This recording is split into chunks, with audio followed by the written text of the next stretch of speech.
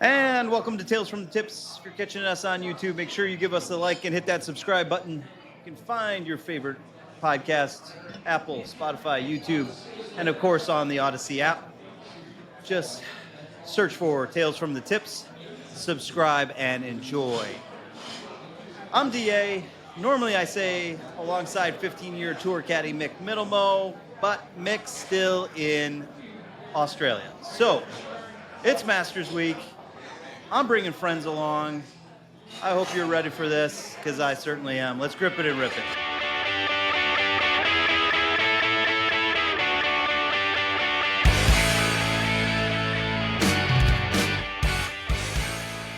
So this guy is not only a good friend, co-worker, colleague, but he is famous on this podcast if you've listened to any of the other episodes. He's known as our party animal, Mr. Jon Parla. Welcome, buddy. How are you? Yeah, I'm good. Yeah, such a lovely name to have. You're ready. You're ready for this, huh? Yeah, I am. Everybody's going to wonder, why are you bringing this guy on? But it's really, there's more of it, more of a purpose. Yes. You are the founder and CEO of the Passion Foundation. Yes, I like to call myself the co-founder. Co-founder. Because I found it. Tara was the brains behind it. I was just along for the ride. You're just the muscle of the operation, Yeah. huh? Yeah. Yeah. So obviously, guys, if you go back to episode 10, Mick and I recorded live from the Passion Foundation. Jon puts on an amazing golf tournament every single year that benefits research for melanoma cancer research. And so, one of the things that I wanted to do today, he's also ironically, somewhat of a big golf fan, but also he's getting more and more involved with golf because of our relationship. I do blame you, by the way, for my relationship with Mick. You know this. That's okay. Look where it's gotten you. Thanks. Yeah, more work. But it's funny because when we last got together, we were at your golf outing. How did the golf outing turn out, by the way? This year was great. We netted about $14,000, which is great, and every amount we can raise is good for us, and it goes towards our next project. So we're excited. So I always want to ask. And I know Mick and I talked about it during the podcast. The research money that you're funding, what does it go towards? I guess we don't like to refer to it as research money because we're not doing research. We're building shade structures over playgrounds. So we like to use money for that, and then educating young kids about sun exposure and how the sun is a good thing. We do our shade structures in Georgia and in Florida. So people live in these southern states because of the weather, and it's nice out and it's sunny. But you just got to be smart. Whether it's long sleeves, a hat, under an umbrella, sunscreen, you just got to be smart when you're out in the sun and protect yourself. But then again, you need vitamin D. Your body needs vitamin D, so it's not a bad thing. You just got to be smart. So, as Mick and I have gotten more and more involved with the tourney. By the way, we are the defending champs of the golf. You're a multi-year champion. I know. I gave James a hard time on our episode with our good friend James Porcello. One of the things I always want to know, with the golf outing every year, what are some of the benefits? Obviously, from it, that's building the shade structures. Yeah. These aren't cheap. These aren't like $500 shade structure. These are thousands of dollars. Yeah, people always think, like when I say, we build shade structures over playgrounds, they're thinking, we're putting an umbrella in the sand like you're at the beach, and that's not the case at all. We've done 16 projects now, 10 in Florida, 6 in Georgia, and every one of them has been between $18,000 and $55,000. So there's a lot that goes into it, and we're the only full fundraisers. We do events or donations. But it's me, my family, and great supportive friends that do this. So it takes us a while to save the money up to put towards the next project. And we are lucky enough to work with some great schools that have done stuff to raise money at the school to also go towards their shade structure. So it's a good team effort. So how does a school get involved with you? They reach out to us. But if I had a waiting list for all the schools, it'd be 5 years plus, because we're averaging about one a year now. Sometimes it's maybe two, maybe it's none, because we're working on a big project. So they reach out to me directly. I talk with them. Most of the schools that have come to us, I've had a personal connection somehow. We started in our own community where our kids went to school, and in Florida kind of grew out from there. And then when I got here to Atlanta, we did the school my kids went to, and then just started doing other schools in Roswell and building out from there. So it's really a personal connection through somebody that says, hey, this school needs it. But I've had schools in Arizona reach out to me, schools in Colorado reach out to me, and I can do those if I was raising money and was a business, but we're a local charity that, work on some small budgets, and, we can only do so much. Well, and I know you and I've talked about it, but how did this all get started, and why? So when Tara first got diagnosed in 2010, we were trying to figure out how do we take this negative that had reached our family and turn it into a positive. We've got a lot of pent-up energy. We want to do something to stop, to help our community. And she did a bunch of research. It was all her. And, we could raise money to donate to American Cancer Society or another foundation. But we wanted to do something local that touched our community. So she did the research, and she found out about the shade structures that could block up to 97% of the UV rays and keep the playgrounds 20 degrees cooler in the summer. So we figured this is great, because this is where the kids are not doing what they need to be doing. Teachers love it. Parents, when they go to the playground on the weekends, love it. So you literally be sitting in the sun and take 2 steps under the shade, and it's 20 degrees cooler. That's huge. And then the kids, none of them want to put on long sleeves when they're going to recess or put on sunscreen. Right. So, Tara's goal was if she can prevent one young kid from going through the battle that she went through, she's done her job. And we know we've done that 100-fold. It's all the stories we get from people, and then you're not getting the stories from the little kids, but you're getting stories from their parents or friends of ours or family or whatever that, hey, I heard Tara's story. I went to the dermatologist and I found out I had 4 moles removed. I had a squamous cell mole. I've had some people had melanoma, and early stages melanoma where they were able to have surgery and get past it. So we know her story's touched a lot of people. Yeah. So again, because our listeners don't really know the entire story, your wife Tara. Yep. How did she even find out that she had it? So we were at a hockey game in Florida with a client of mine, and his wife was talking to Tara, and she had melanoma, and I saw them, looked over a couple times, and they're both crying, they're connecting, and she was telling Tara, do you go to the dermatologist? And Tara's like, yeah, actually I've got melanoma in my family, I go all the time. But at that point with 2 young kids, maybe she was 9 months that she's been. She's like, I really need to go. So the next day she made an appointment. We went a couple days later, and I was going to a lunch meeting with a client, and I was literally about to sit down, and the phone rang, and you kind of know when the phone rings at a time that your wife doesn't call you, it's like, okay, I better answer this. So I answered it, and she was bawling, and she was saying, hey, they found something on my back, I need to go back in, and you need to come with me.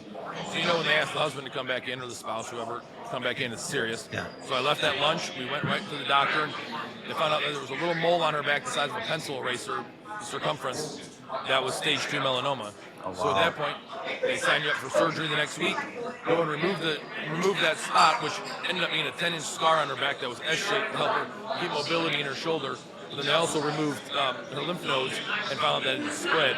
So at that point, it's stage 4 melanoma, and we got to start chemo right away. So a week later than that, she's starting a 14-month chemo treatment, doing it 3 days a week. So that's how we found out. And you, at this time, you have 2 young kids. Yeah, at that age, they're 5 and 2, 4 and 2. Okay. Yeah. So really, and I'm getting Justin. I'm watching a little golf behind you.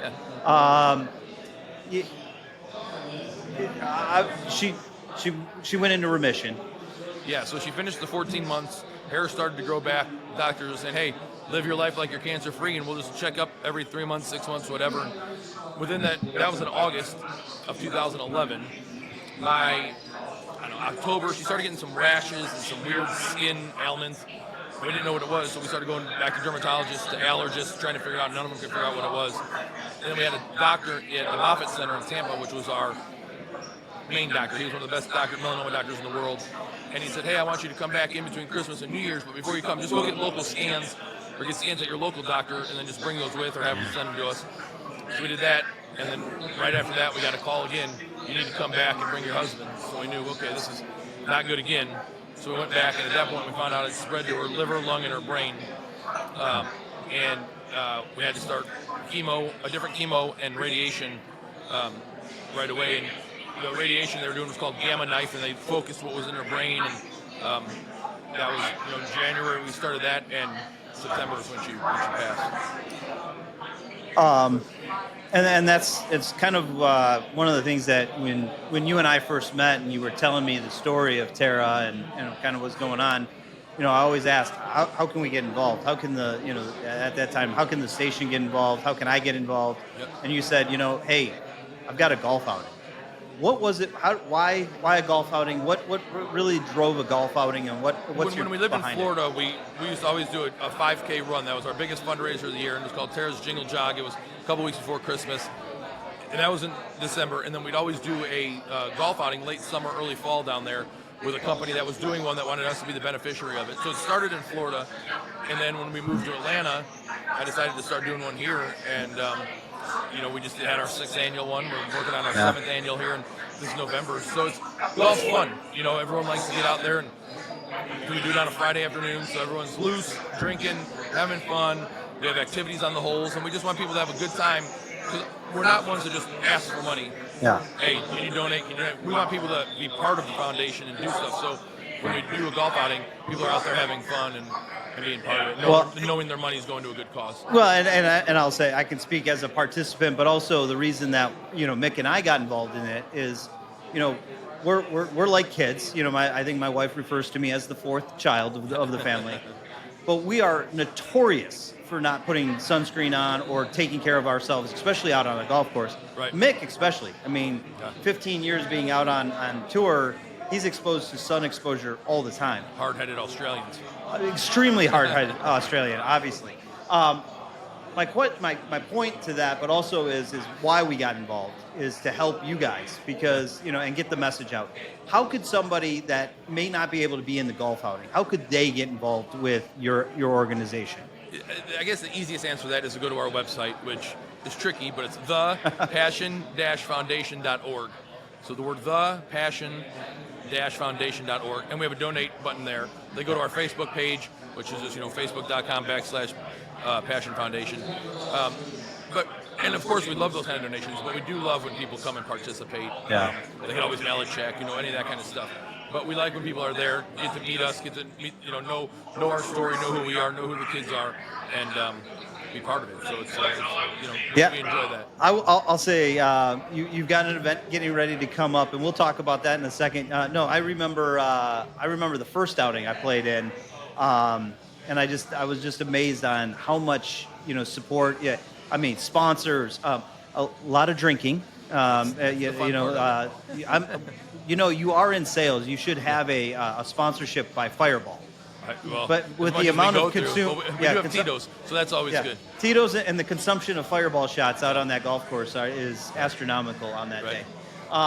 The upcoming event, Tipsy for Tara. Yeah. Talk me through it. When is it, and why did you guys come up with that event? So it's coming up Sunday, May 4th. To why we started this, because the golf outing is 90% males, and the wives of the guys that come out and play wanted to do something, but they're not golfers.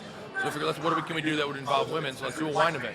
We're lucky to partner with Deep Roots Wine Bar in downtown Roswell. We've been doing it there. This will be our 5th year. And this year just happens to be a perfect day. May 4th would be Tara's 50th birthday. Yep. We just celebrated. May is melanoma month. So that's even, all these good things, synergies are falling together. Yeah. And it's, a lot of wine, beer, live music. See, and now people wonder why auction. do I call you the party guy, right? Yeah. Well, drinks. Yeah. But silent auction and just a good time. Just we're lucky. Knock on wood. All of our events have had beautiful weather. Tara does not let it rain on our events. Yeah. So you're outside having a good time, drinking wine, hanging with your friends, and listening to music and just enjoying yourself. So it's an easy, casual Sunday afternoon of just hanging out. Twin Peaks is the best in the game. Here, your favorite drafts are poured at a frosty 29 degrees, and rare barrel-aged whiskeys are served just the way you want them. It's bigger game days and bolder fight nights. Where else can you find a scratch kitchen that always comes in clutch every day from lunch to late night? Only at Twin Peaks, the #1 sports bar. Hit a home run for happy hour and ask your Twin Peaks girl about local specials on drafts, cocktails, shots, and more. Seemingly, it fits right around like a horse racing event. This year does, yes. The Derby's the day before, Cinco's the day after, so we're a nice bridge. Just keep drinking. Just go. Just Thursday with us, Sunday, Monday for Cinco. There you go. Yeah. There you go. Yeah. I think if you listen back into episode 10, Mick and I had struggled with the website. So it's the passion, I say hyphen foundation.org. So I do understand how tough it is. I make fun of Mick quite a bit on that one. He struggled through it. I'm doing really well with it. As you can see, I'm passionate. I'm locked in. It wasn't always that, but we got hacked, so we had to change it, and we were trying to keep the wording right, but it gets tricky. But we're not trying to drive traffic to a website. We're trying to get people out to our events. So the website, the one or two times they ever have to put it in their browser, they'll be fine. just keep clicking donate. Donate. Your web browser will understand it. So you guys just wrapped up though another event in Florida. Yep. We partner with the Florida Everblades, which is the minor league hockey team there. They're going for their third Kelly Cup, which is their championship this year. And we do a blackout jersey night to blackout melanoma. So they make black jerseys, they have our logo on them, and they auction them off after the weekend, and the proceeds go to us. So that's been something we've been doing now. It's going to be 11 years, 11 years, so we did it before we were moving here. So it's been a great partnership. It's the community where we started in, and it keeps our name out there, and it keeps Tara's name present, and it's always been they're a great partner of ours. So the golf outing isn't going to be in November. We got Tipsy for Tara in May. How long are you going to keep doing this? You know what? My goal was when both the kids are away in college that I would stop, but I tell people that, and they're like, no, you got to keep going. You got to keep the golf outing going. You got to keep the event going. So we'll take it year by year right now. Once we finish the next project, we'll see where we at, and is it something we keep doing? And it's we've got it down. It's cookie cutter for us now, and we just got to try to change a few things up each time. So it's not the timing and what it takes, but it's just. I don't want to wear people out. I don't want people to be like, oh, another golf outing, or another wine day. Yeah. So if I start to hear that, then I know it's time to stop. I've been doing it 15 years now. Great support from family and friends. So it's something. Well, and you got a great support system. I do. And I'll let you talk about Becky. Just an amazing wife now that you have. Now this is where the real fun connection becomes. Becky is from my hometown, Farmington Hills. We're both the same age. Michiganders. You can't get rid of us. No. You've got Porcello over at Twin Peaks. Yeah. You've got me. You've got Becky. Everywhere I turn, Michigan, man. It's tough. Yeah. I mean, are you ready to just say go blue? I don't mind saying go blue. Okay. It's good saying rooting for any Detroit sports. Oh, so you're not a Lions fan yet? No. Bear down, baby. So he's so Jon is from Chicago. The one part about the hockey, we love hockey. Yeah. You and I both talk about it all the time. Porcello talks about it. Mick's a big hockey fan. Yeah. The only problem with Mick is you and Mick are Blackhawk fans. Yeah. And we gotta change that. No, that's not going to change. Yeah, I mean until Atlanta gets a team, then maybe we'll root for them together. There you go. Well, we got a really good golf simulator team now, the world champs.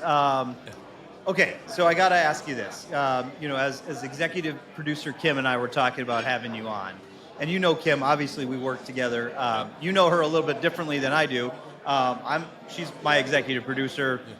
She's technically one of your bosses. She is. Yeah. She is. I've known Kim for 20 years, so I've known her a long time. So we were talking about it, and I told her, hey, listen, I want to bring Jon on. It's Masters Week. We've got Tipsy for Tara coming up. And Mick's, obviously a no-show. By the way, we make fun of people when they don't show up for work here. He knows the next round is on him. Definitely. I'm putting him to work at Twin Peaks, and now he's going to buy rounds for us. Yes.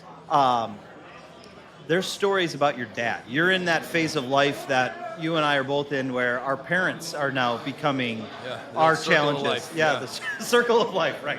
Yeah. So I got to ask, stories of Sam. Yeah, he's, again, I'm lucky, I'm blessed to have my dad alive still. He'll be able to live with me half the year.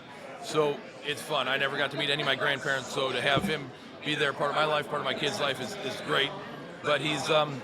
He's got some stories, man. That could be a whole different series of podcasts of just stories about my dad. Yeah. So yeah. Well, you were telling me about this one story. He used a leaf blower. Yeah. So a lot of the stories are funny, but 3 of them happened in one weekend, and I'll start with I was down in Florida with Becky, and getting ready to go to the airport, and I look at my phone to see the camera of the house, and My dad, who usually is sitting in his recliner, which if he was that would be no big deal, but he was on the couch, head stepped back, arms on his belly, and I'm like, oh my God, he looks like he's dead. You know, and Becky's like, that's not funny. No, let me see. I can hear Becky going, John, that's not funny. So she looks and she's like, oh gosh, that doesn't look good. So I'm like, well, I'll keep checking. So I get to the airport in Florida, look, same position. I'm like, oh boy, this isn't good. Fly home to Atlanta, a couple hours later, land, look at the camera again, he's in the same spot. So now I'm thinking, okay, he is dead. I just got to get home before my son does so he doesn't find his grandpa dead on the couch. And so I get home, walk in, same position, lights off, TV on, back door open, dogs going in and out. So I try to gather myself by the door and think, okay, he's dead, what am I going to do? Got to call paramedics, whatever. I go tap him on the shoulder and he wakes up and he's grunting like a bear on hibernation. And I'm like, in Fowler language, like, Dad, what the heck? Like, you've been sitting here for 5 hours. I thought you were dead.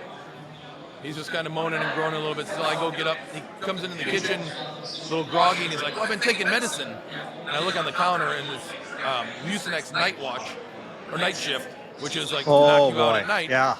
And he's like, it says take every 4 hours. I'm like, at night, Dad, not during the day. He's like, well, it said every 4 hours. I didn't know. I go, yeah, well, every 4 hours at night. I'm like, go to bed. He's like, well, good thing I wasn't in charge of any babies. So, yeah, right. It's a great thing. Yeah, definitely. And then, so he goes downstairs, and I'm straightening up, and I see that there's fireplace soot everywhere in the TV room, and like leading.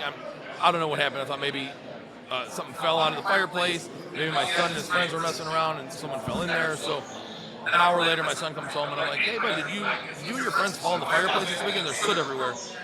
And he's like, Dad, when I got home from lacrosse practice, Papa had the leaf blower in the house, and he was trying to blow dog hair out the back door, but he was blowing everything everywhere. So it's like, oh, good Lord, like, you can't vacuum or think you're vacuuming with a leaf blower or trying to blow something out. It doesn't quite work that way. And then lastly, before I left that weekend, I'd bought breaded pork tenderloin, little cutlets. And so that Monday morning, I'm in the fridge, and I'm looking at them, and I see their saran wrap. And my dad had just come up, so I said, Dad, did you have these? He's like, yeah. I'm like, how'd you cook them? He goes, was I supposed to? I'm like, yeah. He said, well, I made a sandwich. He had made a raw pork sandwich. Oh, my. And ate the sandwich. And I'm like, Dad, you're too old and not fast enough to get to the bathroom if you get sick. So this could have been really bad. And he just laughed. He's like, well, good thing I've got an iron stomach. And I'm like, okay, I can't leave you alone anymore. You don't know how to make meals for yourself. You're leaf blowing the house, and you're taking medicine that looks like you're dead. So, and he's got, there's many more stories, but those are ones that I'll tell for now. Yeah, you could share for now. Yeah. So he's got a little over a month left with me, and then he goes up to my brother's in Minnesota. So it's every day is a interesting story with him. Well, dating life. Met him, doctors multiple times a week. And, I was gonna say Sam's is an eligible bachelor again. I mean, widowed. 81-year-old on the prowl, and oh boy, he's on a dating app, and he's doing well for himself. So, ladies, if you're in the Atlanta area or up in the Minneapolis area, looking for an 81-year-old man, look for Sam. Yeah, got it. A big, pretty white smile with his fake teeth, and he's you'll know who he is. This was fun. Once again, the passion-foundation.org. Yep. We got Tipsy for Tara coming up May 4th. Yep.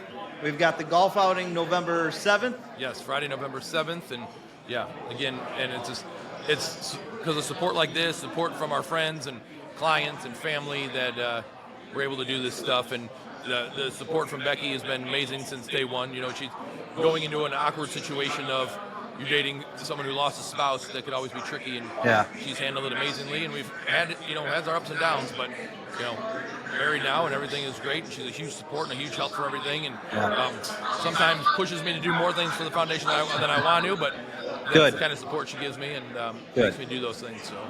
Well, Bud, this has been a blast. Really glad you could make the trip up here to Augusta or over to Augusta with me. It's always fun. We're gonna have some fun later on today, and now a little drinky time. There you go. Shocker, right? So, thanks for coming on. Can't wait to defend our title at the golf outing. Make sure you keep the scoring legit this year. I mean, I've got all of our round documented last year. I had to have Leo at that time follow me around with a camera. And I said, maybe we need to get like that electric scoring in the cart or some kind of something so my friends aren't sharpening their pencils to try to get I don't know. That also can be deadly because you kind of watch and wait for people to, post a score and then you seemingly post a lower one. But I don't know. I don't know if there's a I perfect can't control system. that, but I'll let the course handle that. There you go. Yeah. There you go. Well, it's been a blast. Thank you for doing this with me, guys. If you're looking for us out on X, Instagram, and obviously on TikTok. Catch us on YouTube with all of our new shorts and social content and all of our new episodes. Thanks for teeing it up with us on Tales from the Tips. Remember, keep your drive straight, your putt short, and your scores low. We'll see you next time.